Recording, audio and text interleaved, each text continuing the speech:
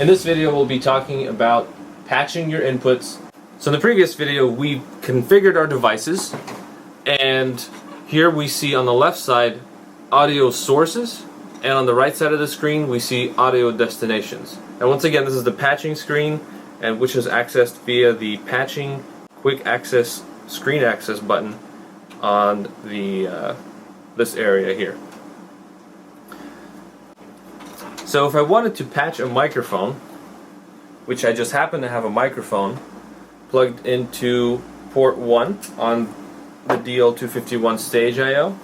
So if I wanted to patch that to input number 1, I would click on it once, go over to the right side, select input for the audio destination, press on that once, and then select any input that I would like to patch that to.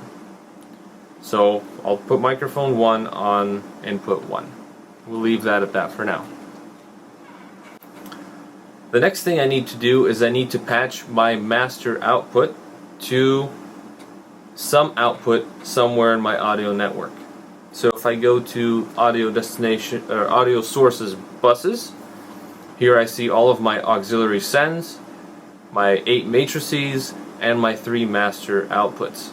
So I'd like to route input left and right. So I can actually route both of those at once if I go up to the top left of the screen and select auto.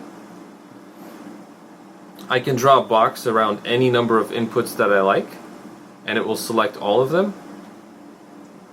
Now over on the right side of the screen, my audio destinations, I'm going to choose stage I/O, and I know that I have my speakers plugged into, let's see,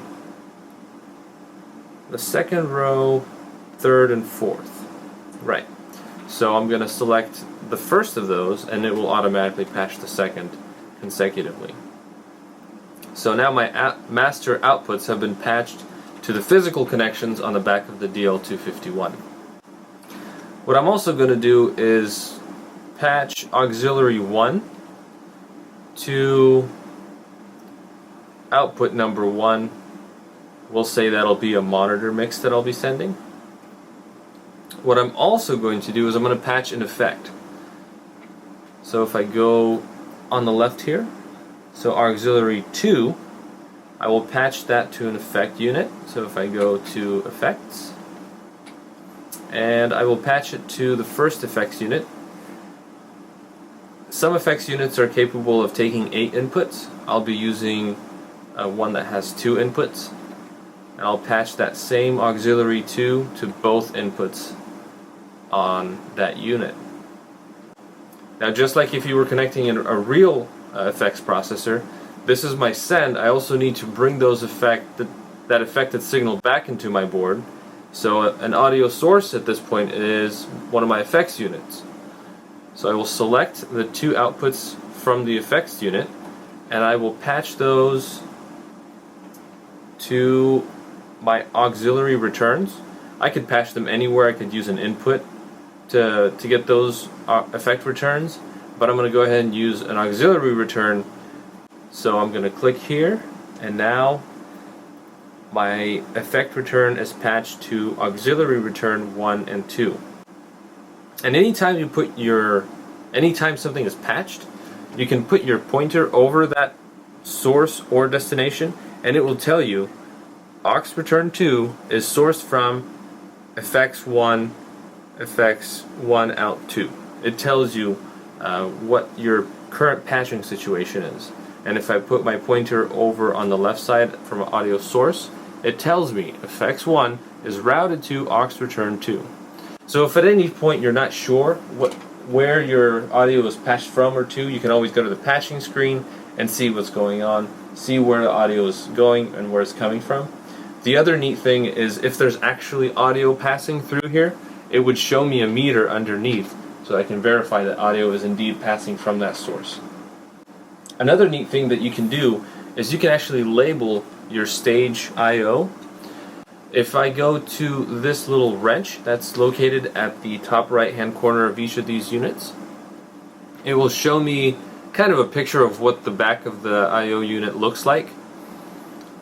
But what I can do is, instead of leaving it input 1, input 2, input 3, all the way down to 48, I can label what will be plugged in there.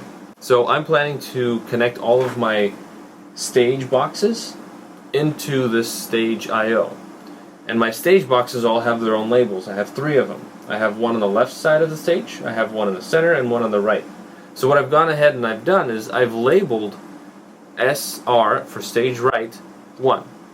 And I've done that all the way down until stage right 20, so that when I am looking at the patching screen and I put my pointer over something, it'll tell me stage right 20 instead of input 23 on the stage I/O.